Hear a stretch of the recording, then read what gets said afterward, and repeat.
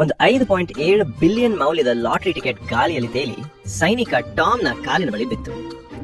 ಜಾಹೀರಾತಿನಲ್ಲಿದ್ದ ಸುಂದರ ಹುಡುಗಿಯನ್ನು ನೋಡಿ ಅವನು ಅದನ್ನು ಅಜಾಗರೂಕವಾಗಿ ಜೇಬಿಗೆ ಹಾಕೊಂಡ. ಆ ರಾತ್ರಿ ಡ್ರಾ ಸಮಯ ಬಂದಾಗ ಮೊದಲ 2 ಸಂಖ್ಯೆಗಳು 39 ಮತ್ತು 36 ಬಂದವು. ಇದರಿಂದ ಅವನು ಕನಿಷ್ಠ ಸ್ವಲ್ಪ ಹಣ ಗೆದ್ದಿದ್ದಾನೆಂಬುದು ಖಚಿತವಾಯಿತು. ನಂತರದ 2 ಸಂಖ್ಯೆಗಳು ಕೂಡ ಹೊಂದಿಕೊಂಡವು. ಟಾಮ್ ತಕ್ಷಣ ಎಚ್ಚರಗೊಂಡು ಕೊನೆಯ ಸಂಖ್ಯೆಯನ್ನು ಆತಂಕದಿಂದ ಕಾಯಲು ಶುರು ಮಾಡಿದ. ಅಷ್ಟರಲ್ಲಿ ಕ್ಯಾಪ್ಟನ್ ಬಂದು ದೀಪಗಳನ್ನು ಆರಿಸಲು ಹೇಳಿದ.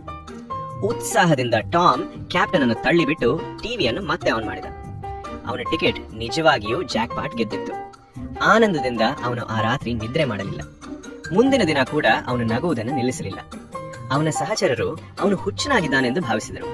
ಆದರೆ ಅವನು ಎಷ್ಟು ಮನೆಗಳನ್ನು ಖರೀದಿಸಬೇಕು ಎಂದು ಯೋಚಿಸುತ್ತಿದ್ದಾಗ ಮತ್ತೊಂದು ಗಾಳಿ ಬಂದು ಅವನ 5.7 ಬಿಲಿಯನ್ ಮೌಲ್ಯದ ಟಿಕೆಟ್ ಅನ್ನು ಹಾರಿ ತೆಗೆದುಕೊಂಡಿತು. ಟಿಕೆಟ್ ಮುಳುತಂತಿಯನ್ನು ದಾಟಿ ಉತ್ತರ ಕೊರಿಯಾದ ಸೈನಿಕ ಜೆರಿ ಕಾಲಿನ ಬಳಿ ಬಿತ್ತು. ಮೊದಲಿಗೆ ಅದನ್ನು ತೆಗೆದುಕೊಳ್ಳಲು ಜೆರಿಗೆ ಇಷ್ಟವಿಲ್ಲ. ಆದರೆ ಟಿಕೆಟ್ ಅವನನ್ನು ಹಿಂಬಾಲಿಸುತ್ತಲೇ ಇದ್ದುದರಿಂದ ಕೊನೆಗೆ ಅವನು ಅದನ್ನು ಸ್ವೀಕರಿಸಿದ. ಆತ ಸ್ನೇಹಿತನೊಂದಿಗೆ ಹಿಂತಿರುಗಿ ಪರಿಶೀಲಿಸಿದಾಗ ಆಘಾತದಿಂದ ಮಾತೇ ಬರಲಿಲ್ಲ. ಒಬ್ಬನು ಟಿಕೆಟ್ ಹುಡುಕಲು ಓಡಿದ, ಮತ್ತೊಬ್ಬನು ಅದನ್ನು ನಗದು ಹಣ ಮಾಡಲು ಯಾರನ್ನಾದರೂ ಹುಡುಕಲು ಓಡಿದ. ಇಬ್ಬರೂ ಗಡಿಯಲ್ಲಿ ಭೇಟಿಯಾದರು. ಟಾಮ್ ಜೆರಿಗೆ ಟಿಕೆಟ್ ಹಿಂತಿರುಗಿಸಲು ಹೇಳಿದ. ಆದರೆ ಜೆರಿ ನನಗೆ ಹೆಚ್ಚು ಪಾಲು ಹಣ ಬೇಕೆಂದು ಒತ್ತಾಯಿಸಿದ. ಮಾತುಕತೆ ವಿಫಲವಾದ್ದರಿಂದ ನಂತರ ಮಾತನಾಡೋಣ ಎಂದು ಒಪ್ಪಿಕೊಂಡರು. ಇಬ್ಬರು ತಮ್ಮ ತಮ್ಮ ಕಮಾಂಡರ್ಗಳ ಸಹಾಯವನ್ನು ಬೇಡಿದರು. 5.7 ಬಿಲಿಯನ್ ಬಗ್ಗೆ ಕೇಳಿದ ಕೂಡಲೇ ಇಬ್ಬರ ಕಮಾಂಡರ್ಗಳು ಉತ್ಸಾಹಗೊಂಡರು. ಶೀಘ್ರದಲ್ಲೇ ಉತ್ತರದವರು ಸಂಕೇತಗಳ ಮೂಲಕ ಸಂದೇಶಗಳನ್ನು ಕಳುಹಿಸಿದರು. ಟಾಮ್ ಆ ಸಂಕೇತಗಳನ್ನು ಬೋರ್ಡ್ ಮೇಲೆ ಬರೆದು ಬಹಳ ಸಮಯ ಅಧ್ಯಯನ ಮಾಡಿದ. ಕೊನೆಗೆ ಅದು ಮೀಟಿಂಗ್ ಇನ್ವೈಟ್ ಎಂದು ಅರಿತುಕೊಂಡ ಅವರು ಸಾರ್ವಜನಿಕ ನೀರಿನ ಪ್ರದೇಶದಲ್ಲಿ ಭೇಟಿಯಾಗಲು ಒಪ್ಪಿಕೊಂಡರು. ಆ ರಾತ್ರಿ ಎರಡೂ ಕಡೆಯವರು ಸಂಪೂರ್ಣವಾಗಿ ಶಸ್ತ್ರಸಜ್ಜಿತರಾಗಿ ಭೇಟಿಯಾದರು. ಆದರೆ ಹಿಂದಿನಂತೆ ಯಾರೂ ತ್ಯಾಗ ಮಾಡಲು ಸಿದ್ಧರಿರಲಿಲ್ಲ. ಟಿಕೆಟ್ ವ್ಯರ್ಥವಾಗುವಂತಾಗುತ್ತಿದ್ದಾಗ ಅಚಾನಕ್ ಒಬ್ಬ ಲಾಜಿಸ್ಟಿಕ್ಸ್ ಅಧಿಕಾರಿ ಕಾಣಿಸಿಕೊಂಡ. ಅವನು ಇಬ್ಬರಿಗೂ ಸಮಾನವಾಗಿ ಹಂಚಿಕೆ ಮಾಡುವಂತೆ ಸಲಹೆ ನೀಡಿದ. ಉತ್ತರದವರು ಹಣ ಸಿಗುವುದಿಲ್ಲವೆಂಬ ಆತಂಕ ವ್ಯಕ್ತಪಡಿಸಿದರು. ಅದಕ್ಕೆ ಅಧಿಕಾರಿ ಒಂದು ಪರಿಪೂರ್ಣ ಪರಿಹಾರ ಕಂಡುಹಿಡಿದ. ಅವರು ಬಂದಿಗಳನ್ನು ವಿನಿಮಯ ಮಾಡಿಕೊಳ್ಳಬೇಕೆಂದು ತೀರ್ಮಾನಿಸಿದರು.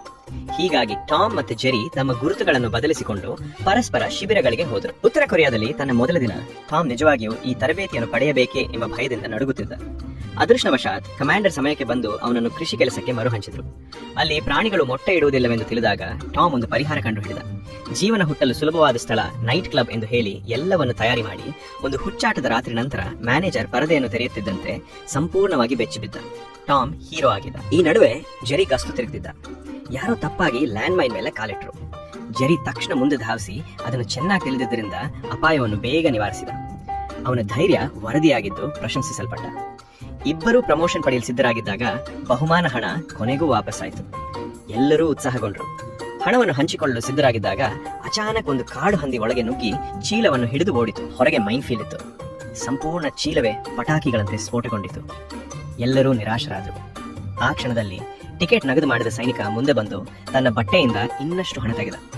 ಚೀಲದಲ್ಲಿ ಎಲ್ಲವನ್ನು ಹಿಡಿಯಲಾಗದ ಕಾರಣ ಅವನು ತನ್ನ ಪಾಲನ್ನು ತನ್ನ ಬಳಿ ಇಟ್ಟುಕೊಂಡಿದ್ದ. ಉಳಿದ ಹಣವನ್ನು ಸಮಾನವಾಗಿ ಹಂಚಿಕೊಂಡರು. ಅದು ಕೇವಲ ಲಕ್ಷಾಂತರ ಮಾತ್ರವಾಗಿದ್ದರೂ ಎಲ್ಲರೂ ಸಂತೋಷಪಟ್ಟರು.